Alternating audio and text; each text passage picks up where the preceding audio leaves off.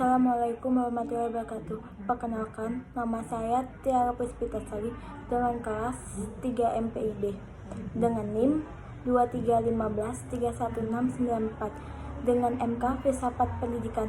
Baiklah, saya langsung saja di sini akan menjelaskan isi dari materi filsafat pendidikan. Adapun pengertian filsafat terdapat secara bahasa maupun istilah. Secara bahasa, filsafat berasal dari kata Yunani, yaitu filosofia. Philo yang berarti cinta, sophia yang berarti kebijaksanaan. Jadi, secara bahasa, filsafat adalah cinta kebijaksanaan. Secara istilah, filsafat adalah suatu disiplin dan berusaha mencari hakikat, kebenaran dan segala sesuatu pemikiran yang rasional, mendalam, dan sistematis.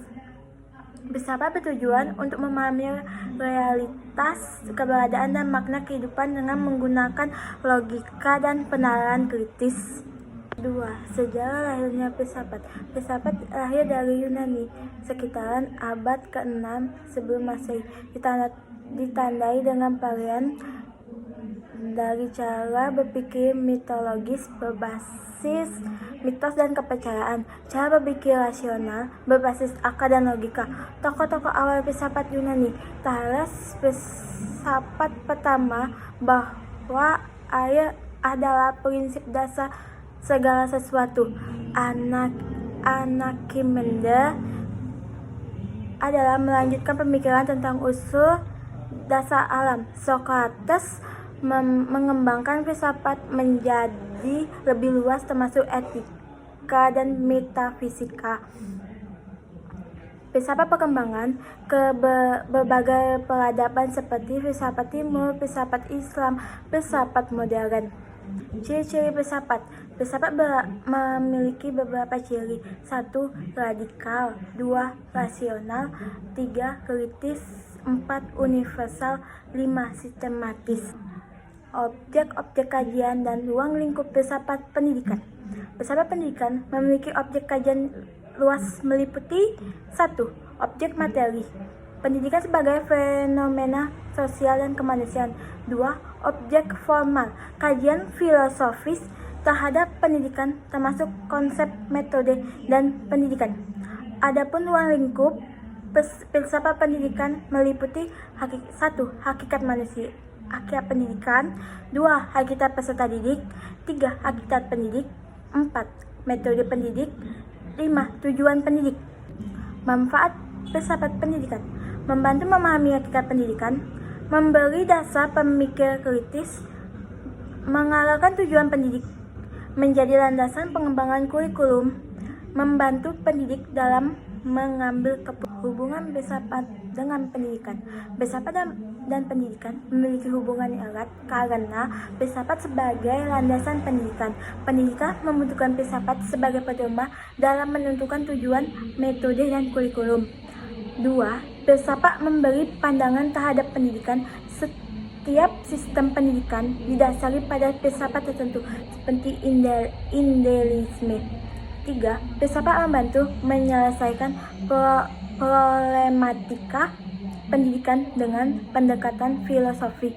Masalah pendidikan dapat dikaji dan ditentukan solusi secara rasional. 4. Pendidikan sebagai sarana implementasi filsafat.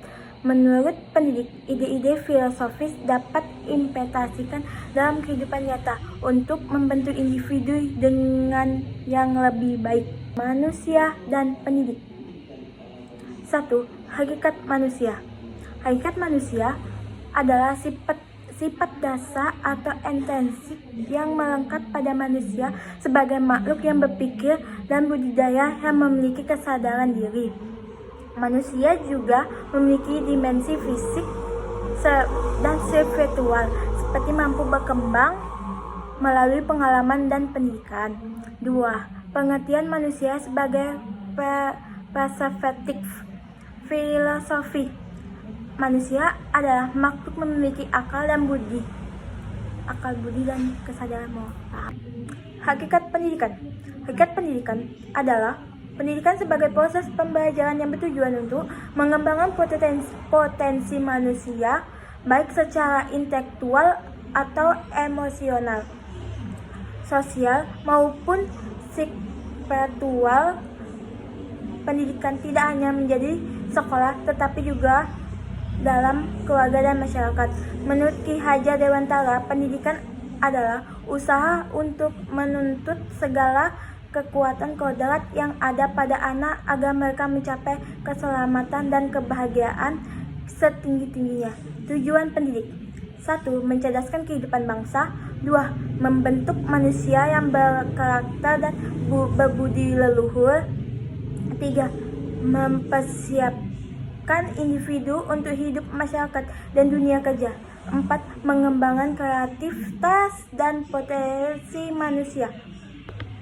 Titik temu antara manusia dengan pendidikan. Pendidikan dan manusia memiliki hubungan erat saling mempengaruhi. 1. Pendidikan sebagai kebutuhan manusia. Setiap manusia membutuhkan pendidikan untuk berkembang dan bertahan dalam kehidupan. 2. Pendidikan sebagai alat pembentuk karakter. Melalui pendidikan, manusia dapat belajar tentang nilai-nilai moral, etika, dan sosial. 3. Pendidikan untuk meningkatkan kualitas hidup. Pendidikan membuka peluang bagi manusia untuk mendapatkan pekerjaan, meningkatkan taraf hidup, dan berkontribusi dalam masyarakat. 4. Pendidikan sebagai proses sepanjang hayat. Manusia terus belajar dari lahir hingga akhir hayat, baik secara formal maupun non formal.